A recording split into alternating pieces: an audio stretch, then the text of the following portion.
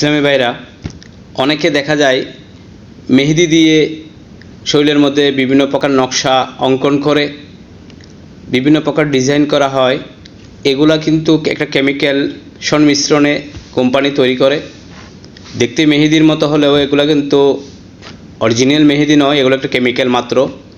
দেখা যায় এগুলা উঠতে 2-1 দিন বা 4-5 দিন সময় লাগে, অনেক সময় দ্রুত বেনিশ হয়ে যায়। কিন্তু এখন প্রশ্ন হলো, যে ব্যক্তিটা এই মেহেদিটা ব্যবহার করেছে সেই দিনই যদি তার মৃত্যু হয়, কবরে সবাই যখন শায়িত করবে তখন বলা হবে বিসমিল্লাহি ওয়ালা মিল্লাতে রাসূলিল্লাহ, আমরা তোমাকে রাসূলের মিল্লাতে রেখে আসলাম, কিন্তু জীবদশায় তুমি রাসূলের মিল্লাতে ছিলে না। প্রশ্ন করা হোক যে আমার চরিত্রটা কার মতো ছিল, যে রসুলের মতো ছিল কি না, মা আয়েশা সিদ্দিকার মতো ছিল কি না।